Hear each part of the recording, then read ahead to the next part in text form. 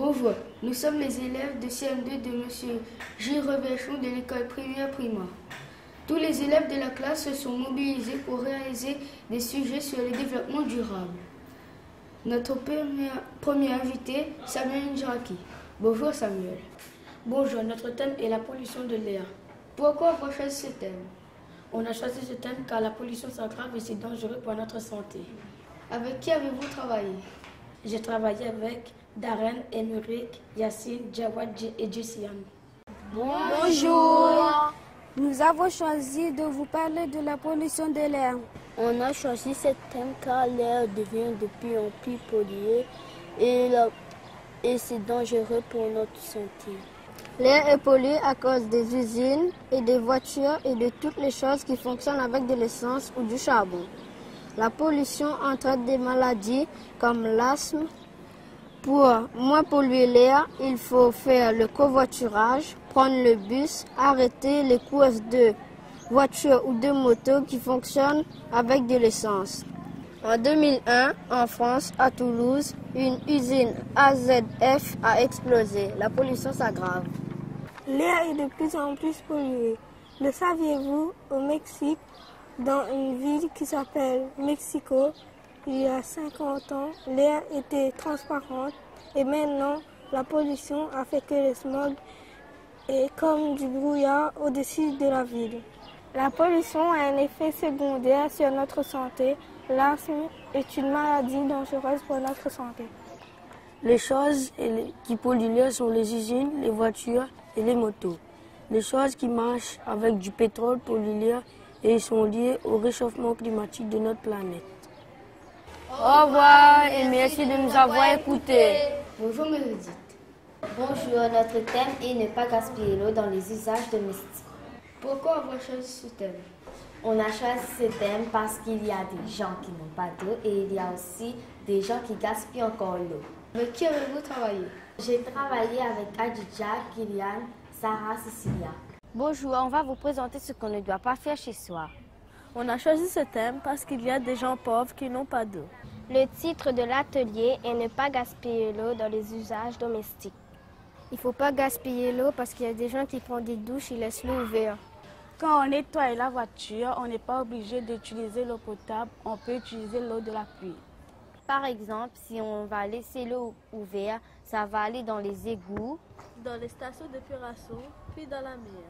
Quand on se brosse les dents, on prend un bain, on fait la vaisselle, on lave la voiture ou quand on fait caca, on ne doit pas laisser l'eau couler. Faut pas gaspiller l'eau! Faut pas gaspiller l'eau! Bonjour Ronaldo. Quel sujet avez-vous choisi de nous présenter? Bonjour, notre thème est d'où vient l'eau potable à La Réunion. Pourquoi avoir choisi ce thème? On a choisi ce thème parce que de La Réunion, il y a de moins en moins d'eau et il faut conserver pour la génération future de nos enfants et de nos petits-enfants. Avec qui avez-vous travaillé? J'ai travaillé avec Leslie, Lisa et Norine. Bonjour! Notre thème, c'est d'où vient l'eau potable à La Réunion. On a choisi ce thème parce que dans le monde, il n'y a pas beaucoup d'eau et il ne faut pas gaspiller l'eau potable. L'eau potable vient des sources, des rivières, puis elle va dans une usine pour la purifier. Elle est ensuite distribuée partout à La Réunion. Avant que Veolia existe, il y avait un bâtiment qui s'appelle Compagnie Générale des Eaux. Veolia, c'est une société qui distribue l'eau. Le bon geste, c'est que quand on se brosse les dents, il faut fermer l'eau. Quand on se passe le savon sur nous, il faut fermer l'eau. C'est juste pour vous dire qu'il ne faut pas gaspiller l'eau, il ne faut pas jeter l'eau n'importe où.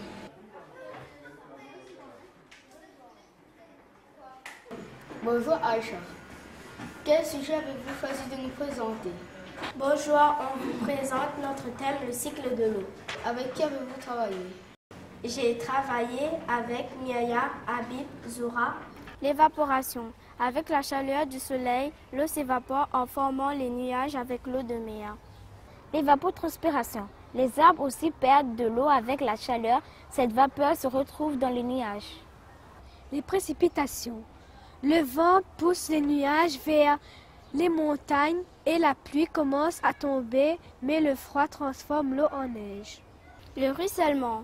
Avec la pluie et la neige, l'eau coule, les lacs, les rivières et les fleuves pour finir dans la mer et les océans. L'infiltration. Une partie de l'eau de ruissellement pénètre dans la terre qui a aussi besoin de boire. Aïcha, on vous retrouve. Vous avez mené une expérience sur l'infiltration de l'eau. Vous voulez nous en parler? On a réalisé une expérience avec la terre, de jardin et du sable. Bonjour, on vous présente notre expérience qui consiste à vous montrer l'infiltration de l'eau. Pour notre expérience, il nous faut 2 récipients dans lesquels on va verser la même quantité de terre de jardin et la même quantité du sable. On va verser de l'eau dans chacun des récipients.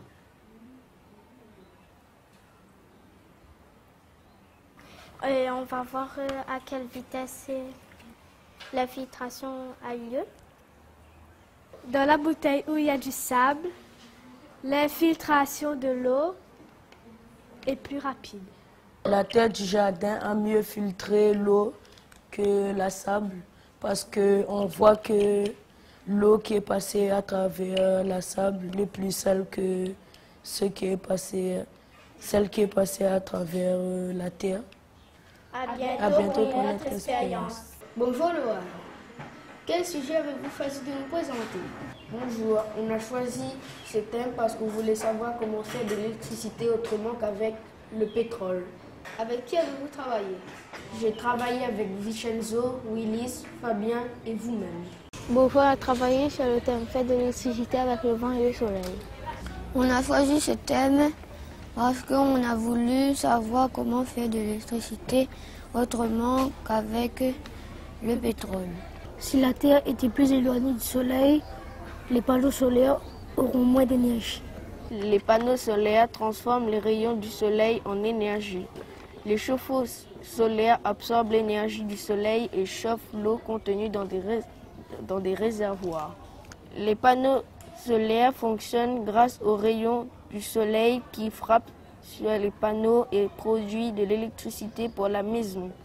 Il y a aussi des poteaux solaires dans les parkings pour alimenter les voitures électriques. Le vent fait tourner les pales de l'éolienne qui entraînent à leur tour la turbine du générateur.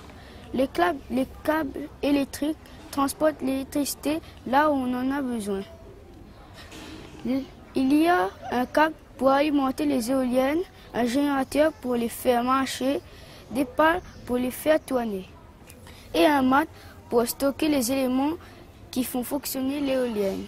Quand la pale tourne, elle fait de l'électricité et les éoliennes sont tous reliées à une usine et l'usine redistribue l'électricité aux maisons. Pour faire de l'électricité avec le vent et le soleil, il faut des éoliennes et des panneaux solaires qui sont reliés à d'autres habitations. Les éoliennes et les panneaux solaires vont de plus en plus se développer parce qu'il y a de moins en moins de pétrole. L'éolienne et les panneaux solaires sont une autre solution naturelle pour faire de l'électricité. Merci à tous ceux qui sont venus en plateau et merci à la classe de CM2 de M. J. Reverchon qui se sont mobilisés pour travailler sur le développement durable.